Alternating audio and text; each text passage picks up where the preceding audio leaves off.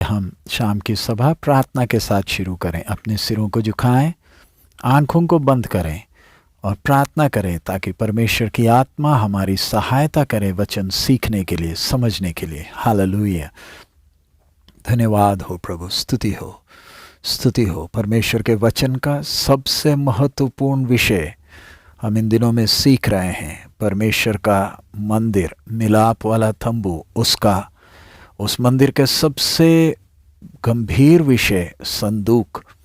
इस विषय को परमेश्वर की आत्मा ने हमें प्रकट कर कर देना है, समझाना है। हालेलुया। प्रार्थना करें। हालेलुया। हमारे अनुग्रहकारी दयालु पिता, हम आपका धन्यवाद देते हैं। आपके चरणों में आकर प्रभु आपका वचन हम सीखने जा रहे हैं। प्रभु, अलग अलग जगहों में हम बैठकर जब आपका वचन सुन रहे हैं प्रभु, कई लोग लाइव सुन रहे हैं, कुछ लोग रिकॉर्डिंग सुनेंगे प्रभु, ते आपकी आत्मा हम एक एक से बात करे प्रभु, वचन के गंभीरता को समझने के लिए, सीखने के लिए, आपकी इच्छा को पहचानने के लिए हमें आप सहायता करें प्रभु। सब महिमा आप ही को देते हैं। पूरी एकाग्रता हम सबको दे प्रभु। यीशु मसीह के मधुर नाम से हम मांगते हैं, आमीन, आमीन। मैं प्रभु का धन्यवाद देता हूँ। आज हमारे इधर भी त्योहार चल रहा है, तो कुछ लोग हैं जो हमारे बिल्कुल पड़ोस में रहते हैं। उन लोग हमारे ठीक दरवाजे के पास आकर बड़े बड़े पटाखे फोड़ रहे हैं, क्योंकि साल में उनको ऐसा ही एक मौका मिलता है थोड़ा सा अपना गुस्सा निकालने का। तो इसलिए बीच में थोड़ा सा अगर आवाज़ कुछ आए तो आप चिंता ना करें। आसपास वो दिवाली का वही पटाखे ख़त्म करने का टाइम है। सो आइए हम लोग प्रार्थना के साथ परमेश्वर के वचन पर ध्यान लगाएं। हम पिछले दिनों में जो विषय हमने शुरू किया है, परमेश्वर का संदूक, उसका महत्व, मैंने आपके सामने उसका एक मॉडल रखा है। ये संदूक नहीं, संदूक का एक मॉडल है, ताकि उससे आपको समझ में आ जाए हम कौन सा विषय सीखने जा रहे हैं। लेकिन इस विषय को सीखने के पहले हम में से कई लोग ये विषय को, परमेश्वर के मंदिर के बारे में बिल्कुल मालूम नहीं है। इसलिए मैंने पिछले सप्ताह थोड़ा सा एक इंट्रोडक्शन दिया था। आज भी उसमें कुछ और बातें आपको समझाकर फिर हम लोग संदूक के विषय में हम लोग जाएंगे।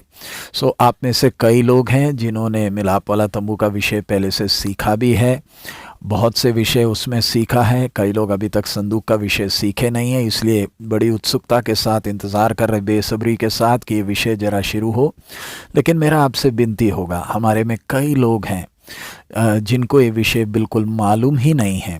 उनके लिए मैं वो इंट्रोडक्शन में ये मिलाप वाला तंबू का विषय, उसका थोड़ा सा कुछ सार मैं बता रहा हूँ, ताकि बाकी लोगों को भी समझ में आ जाए ये परमेश्वर का संदूक का महत्व क्या है। आपने ध्यान दिया, पिछले दिनों में हमने सीखा ये परमेश्वर का मंदिर, मिलाप वाला तंबू, ये तीन चीज़ों की छाया है। स्वर्गीय मिलाप वाला तंबू, प्रभु यीशु मसीह और उसके बाद कलीसिया, ये तीन चीज़ों की छाया है। ये बात हमने पिछले सप्ताह देख लिया था, इसलिए अब मैं उसमें नहीं जा रहा। लेकिन अब इस मिलाप वाले तंबू से संबंधित कुछ मुख्य बातें हैं जो मैं जल्दी से आपको बताऊंगा, और अगर आप कोई लिख रहा है तो लिख भी सकता है, ताकि क्रम अनुसार हम ये विषय सीख रहे हैं। ध्यान रखें, हमारा विषय मिलाप वाला तंबू नहीं है। मिलाप वाला तंबू का विषय अगर गहराई में आपको सीखना है तो हमारे फूड ऑफ स्पिरिट बोलकर चैनल में जाएं, और प्रभु के दास पास्टर एम सामुअल के क्लासेस उधर उपलब्ध हैं, जो उन्होंने मिलाप वाला तंबू का विषय लिया है। आप उधर जाकर वो विषय को विस्तार से आप सुन सकते हैं। इधर हमने ध्यान दिया, पिछले सप्ताह भी मैंने बताया था, अब दोबारा मैं उसको बताना चाहता हूँ। सबसे पहली बात, ये तंबू जो था, ये एक थोड़ी देर का परमेश्वर का इंतज़ाम था। पहली बात ध्यान रखें, मिलाप वाले तंबू की कुछ बातें मैं आपके सामने रख रहा हूँ। सबसे पहली बात, ये थोड़ी देर का एक इंतज़ाम था, ये परमानेंट इंतज़ाम नहीं है। जब इस्राएली लोग मरुभूमि में सफ़र कर रहे थे तो कनान में पहुंचने तक परमेश्वर ने ये तंबू का इंतज़ाम किया। बाद में इसी तंबू ने मंदिर का रूप लिया। वो सुलेमान के समय में था, तब वो मंदिर पक्का सोने का बना था, उसको लेकर कहीं जाने की जरूरत नहीं थी। लेकिन ये मिलाप वाला तंबू, ये क्योंकि इस्राएल 40 साल सफर कर रहा था, एक ही जगह रुका हुआ नहीं था, सफर कर रहा था। सो ये मंदिर भी ऐसा बना है कि जब ये सफर करते थे, मंदिर भी इनके साथ सफर करता था।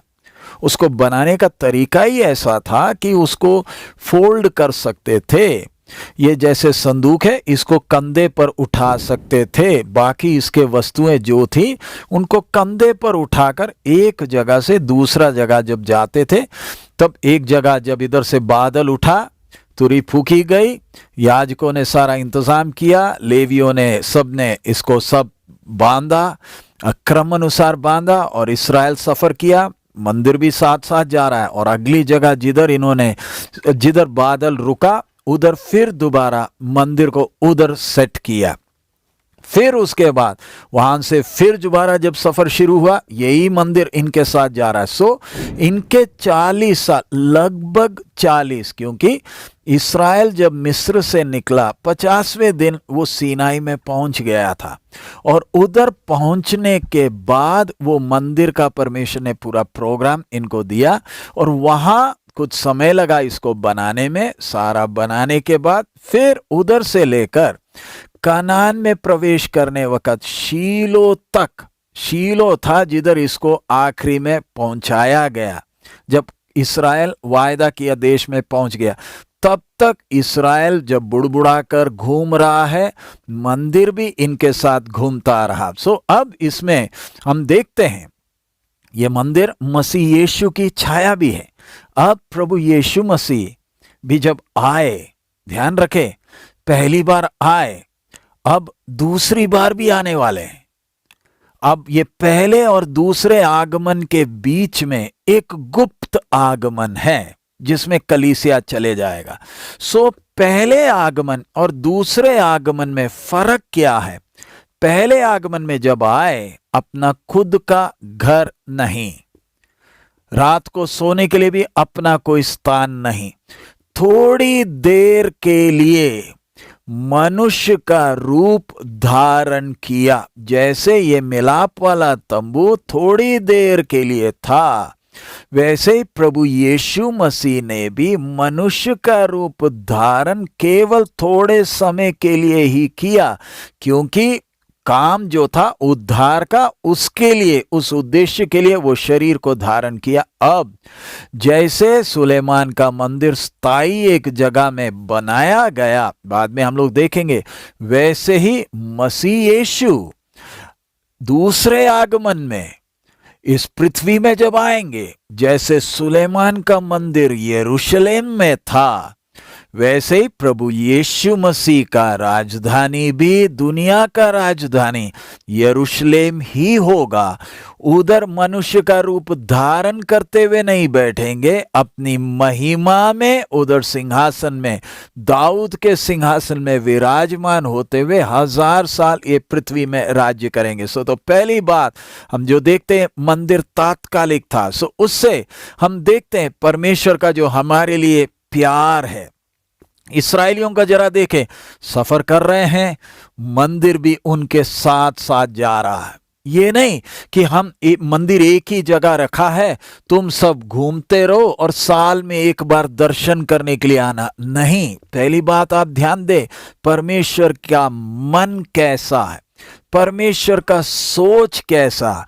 हमारे इस मरुभूमि के सफर में, हम जब इस संसार में अपनी यात्रा में हैं, परमेश्वर भी मेरे साथ साथ चलता है।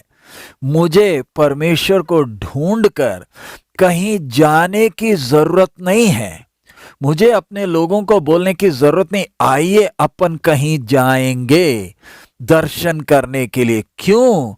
जो जिसने मुझे बनाया वो मेरे साथ साथ मेरे इस जिंदगी के सफर में है। जरा सोच कर देखें, कल्पना करें, जैसे हमारे मुसलमान भाई साल में एक बार मक्का मदीना जाते हैं, अगर हमें भी ऐसे यरूशलेम जाने की आवश्यकता पड़ती तो हम लोग की हालत क्या होती कि हमने हमने यरूशलेम जाना है। अगर जो गया है उसके अंदर भी एक घमंड रहता, मैं तो गया और मंदिर सब देख दुख कर आया हूं, तो लोग भी बोलेंगे यार तू कितना सौभाग्यशाली है, तूने तो मंदिर भी देख लिया, हम तो जाने को तरसते हैं। जरा सोचे, उस किसी बात की जरूरत नहीं। मैं परमेश्वर का मंदिर हूं, वो मेरे साथ है, मेरे जिंदगी के सफर में वो मेरे साथ साथ चलता है। आप बीमार हैं, वो आपके साथ हैं। आप चाहे कैसी भी परिस्थिति में, आपका छोटा सा झुग्गी है, आपके पास अच्छा मकान नहीं है, आपने ऊपर पन्नी डाला है, या आपके वो छत के ऊपर टीना है, चिंता ना करें। आप परमेश्वर का मंदिर है, वो आपके साथ है। आपको कहीं जाने की जरूरत, ढूंढ कर जाने की जरूरत नहीं। पहली बात। दूसरा, अब हम दूसरे बात में आ रहे हैं। मिलाप वाला तंबू, ये तंबू, इसका उपयोग मरुभूमि में था। इस्राएल जब मरुभूमि में सफर कर रहे थे, व्यापान है, उधर आसपास और कुछ नहीं, रेगिस्तान जैसा इलाका है, उसके बीच में जरा रुककर सोचें। पहली बात, हमने देखा इनके साथ सफर करता था। दूसरा, इनके मरुभूमि में परमेश्वर इनके साथ है। कब तक? जब तक ये कनान में नहीं पहुंचे। मिस्र से जब निकले, आग का खंबा इनको वहीं से रामसी से लेते हुए आया, लाल समुंदर पार किया, सीनाई में परमेश्वर की महिमा देखी, और वही परमेश्वर अब इनके बीच में मरुभूमि में इनके साथ रहता है। आपको ध्यान होगा, मैंने पिछले दिन आपको बताया था, जब आसपास के देश के लोग इन्हें देखते थे, उनको सबसे अजीब दृश्य जो दिखता था वो कौन सा दृश्य है? लगभग 32 लाख लोग कैमे डाले हुए हैं, अपने अपने गोत्र के अनुसार कैमे डाले हैं, लेकिन बिल्कुल बीच में एक अजीब दृश्य क्या है?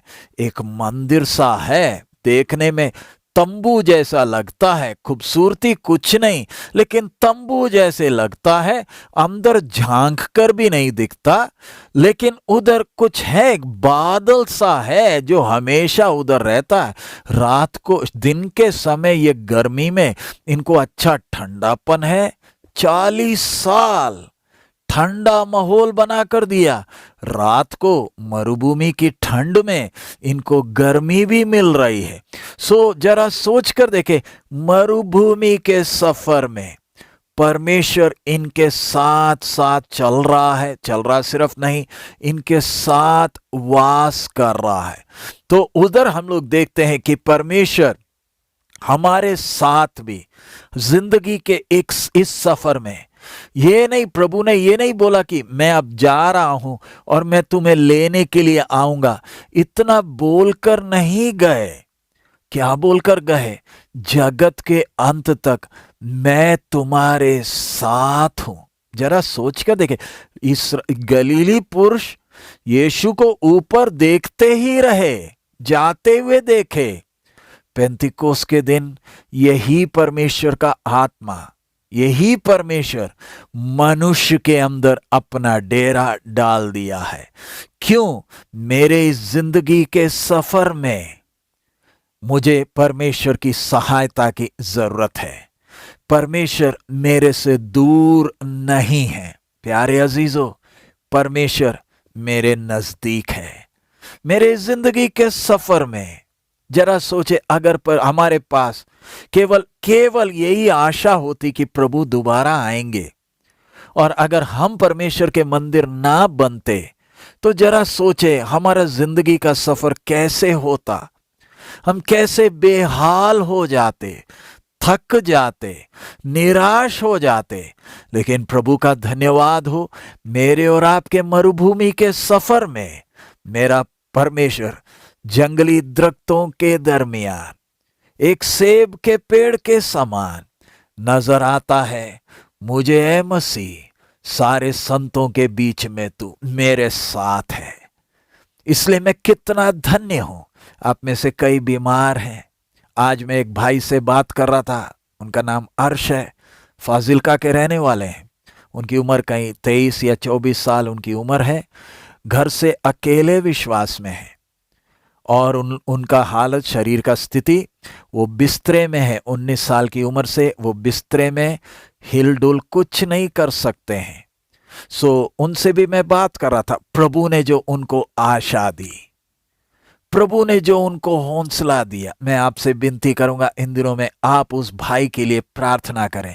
बीमारी के बिस्तरे में है, घर के लोग कोई भी विश्वास में नहीं है, और उनके जीवन के द्वारा घर के लोगों ने यह सत्य को जानना है।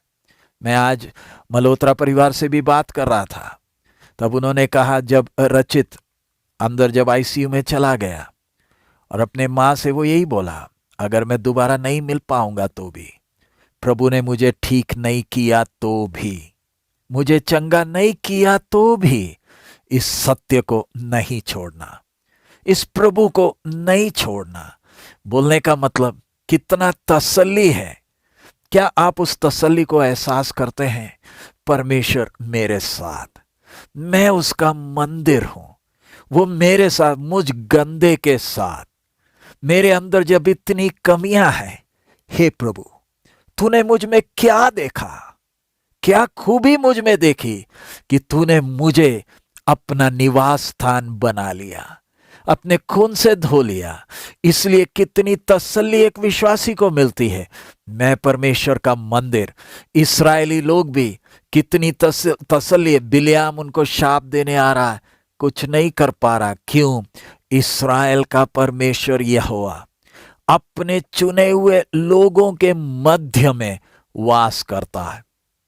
कितने बार कितने मिशनरीज के जीवन की कहानियां हमने सुनी है कि उन लोग जब इंसानों को खाने वालों के बीच में जाकर रहते थे, सेवा करते थे, उनको कोई जानता भी नहीं था। जंगलों में जाते थे रात को अकेले, जब अपने छोटे से टुपरिया में जो उन्होंने खुद हाथ से बनाया, उनके बीच में अकेले रहते थे, तो दुश्मन कोशिश किया कितने बार उनको हमला करने के लिए।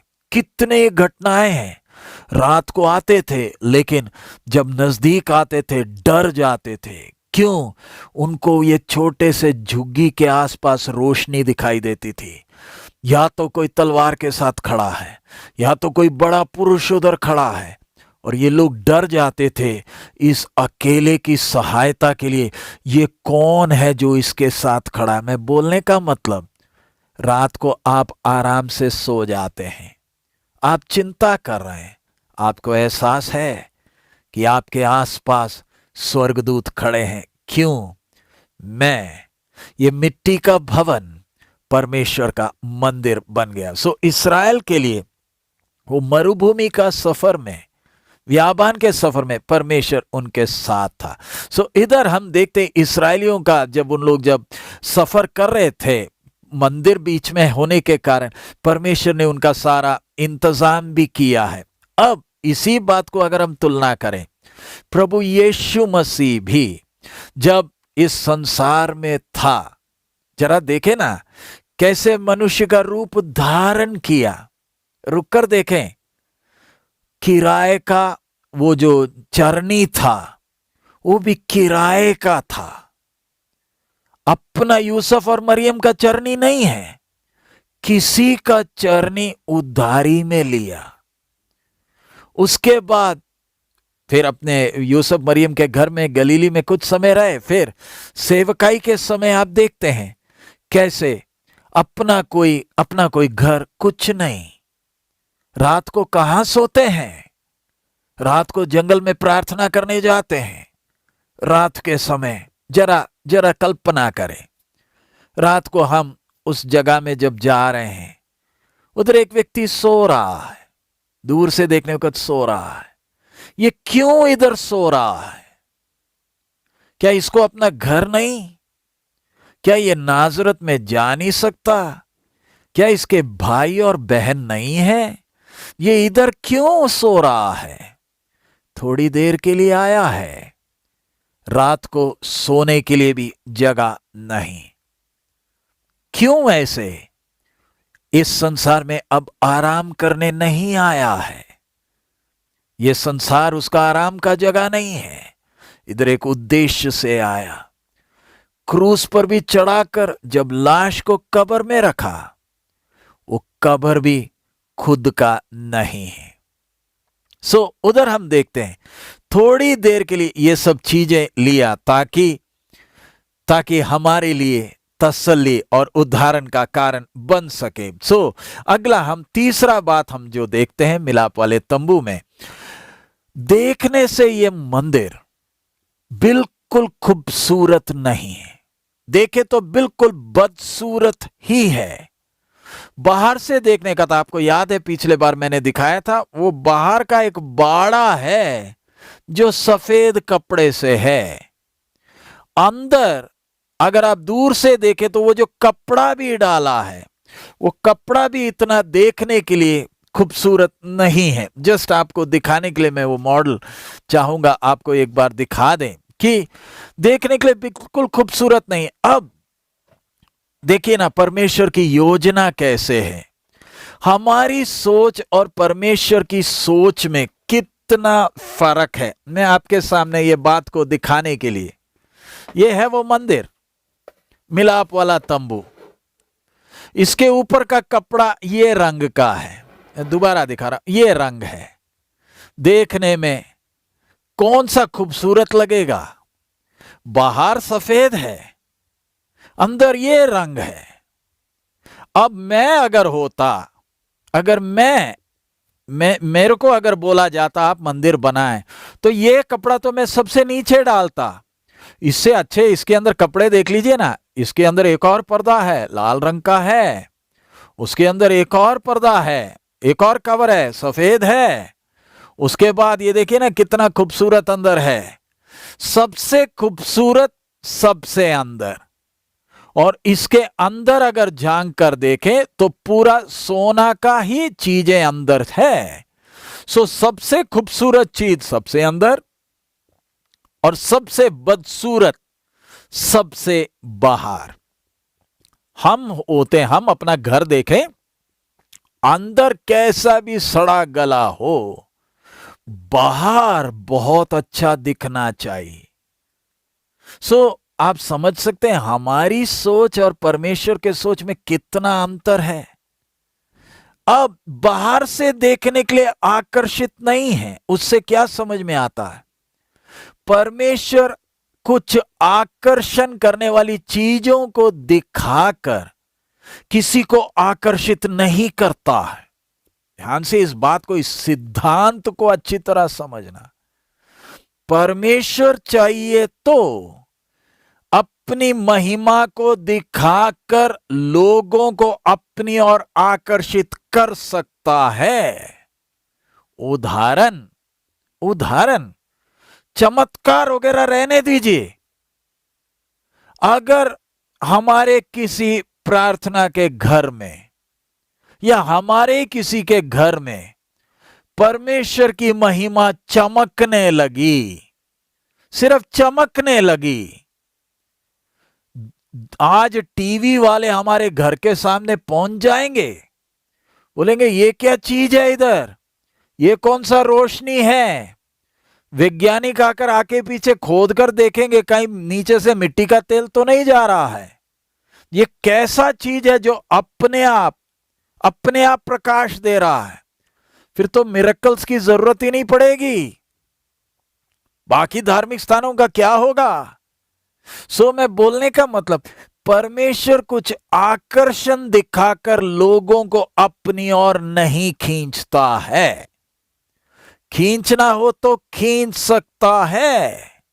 इससे आप देखना परमेश्वर का स्वभाव, केवल वही आए, ये मंदिर का खूबसूरती केवल वही देख पाता है जो इस मंदिर के अंदर आता है, सबको देखने के लिए नहीं है। इसी प्रकार अब हम प्रभु यीशु के बारे में पढ़े तो यशायाह 53 उसका 3 हम पढ़ें। यशायाह 53 उसका 3 मैं आपके सामने पढ़ रहा हूं। मैं उसका 1 से पढ़ूंगा। जो समाचार हमें दिया गया उसका किसने विश्वास किया, और यहोवा का भुजबल किस पर प्रकट हुआ। क्योंकि वह उसके सामने अंकुर के समान और ऐसी जड़ के समान उगा जो निर्जल भूमि में फूट निकले। उसकी ना तो कुछ सुंदरता थी कि हम उसको देखते, और ना उसका रूप ही हमें ऐसा दिखाई पड़ा कि हम उसको चाहते। वो तुच्छ जाना जाता और मनुष्यों का त्यागा हुआ था। वह दुखी पुरुष था, रोग से उसकी जान पहचान थी और लोग उससे मुख फेर लेते थे। वह तुच्छ जाना गया और हमने उसका मूल्य ना जाना। तो इधर हम उस नाजरत के तरखान को जरा देखें। मैं दुनिया की नजर से बोल रहा, नाजरत का वो तरखान। वचन कहता है देखने के लिए कोई खूबसूरती नहीं है। यानी मूसा के बारे में कहा जाता है रूपवान था, दाऊद भी रूपवान था देखने में। वो कितना खूबसूरत था दाऊद। मूसा भी खूबसूरत था। लोग कहते हैं, इतिहास कहता है, जब वो चलता था लोग मुड़ मुड़ कर देखते थे मूसा को, दाऊद को। लेकिन जिसने ये मनुष्य को मिट्टी से बनाया वो खुद भी तो एक खूबसूरत शक्ल ले सकता था।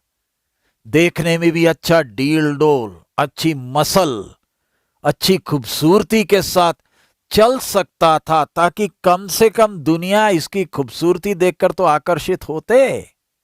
प्यारे अजीजों, हम भी तो कितना कोशिश करते हैं खूबसूरत होने के लिए। प्रभु ने ऐसा एक रूप क्यों लिया? कौन हमारी समाचार पर विश्वास करेगा? कि उधर लिखा है उसमें उसकी ना तो कुछ सुंदरता, ये मंदिर भी यीशु मसीह की छाया। जैसे इस मंदिर की असली खूबसूरत अंदर है, वैसे ही ईश्वरत्व की परिपूर्णता की असली खूबसूरती बाहर के इस बदसूरत शक्ल के अंदर है। बाहर बदसूरत, लेकिन जब एक व्यक्ति निकोदिमस रात के समय आया करता था, क्यों? कुछ है जो आकर्षित कर रहा है, बाहर की नहीं, अंदर की कुछ खूबसूरती। कौन सी खूबसूरती? ईश्वरत्व की सारी परिपूर्णता, पूरी महिमा अंदर दिखती है। जब कोई यीशु को नजदीकी से जानता है, वो अपनी जान भी देने के लिए क्यों तैयार हो जाता है? क्यों कितना कष्ट आने से भी क्यों खुशी से आगे चलता है?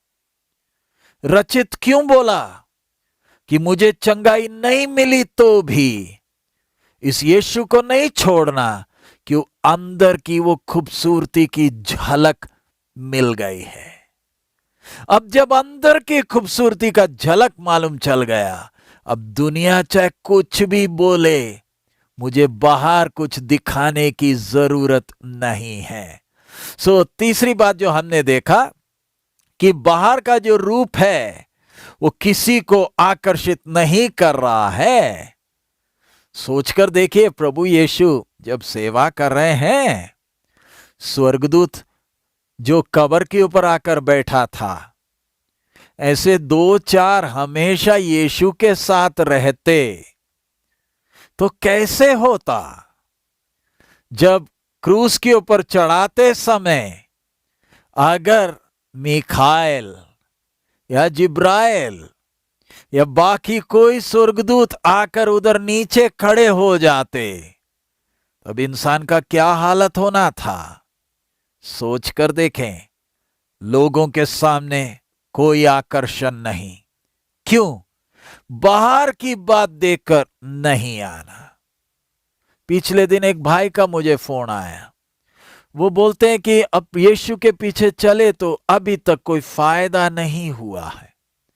तो मैंने साफ साफ उनको बताया, भाई साहब आप गलत जगह में पहुंच गए, आपको किसी ने धोखा दिया है। अभी भी समय है, आप इस धोखे से बच जाए। किसी ने आपकी परिस्थिति का नाजायज फायदा उठाकर आपको धोखा दिया है कि यीशु के पास आ जाओगे तो सारी समस्या खत्म हो जाएगी। ये आजकल बहुत सारे ऐसे सेल्समैन निकले हैं जिनको अपना ही फायदा दिखता है, सामने वाले को कैसे बुद्धू बनाया जा सकता है वही उनकी सोच है। तो मैंने बोला भाई साहब एक काम करो, जल्दी से जल्दी ये रास्ता छोड़ो, इसमें तो मुसीबतें आगे और बढ़ेंगी। मैं ऐसा क्यों बोला? मसीह के पीछे वो ही चल सकता है जिसकी आत्मिक आंखें परमेश्वर ने खोली है। और जिसकी आत्मिक आंख परमेश्वर ने खोली, चाहे कुछ भी हो जाए, वो यही गाना गाता है, यीशु के पीछे मैं चलने लगा, ना लौटूंगा, ना लौटूंगा। एक बात जरा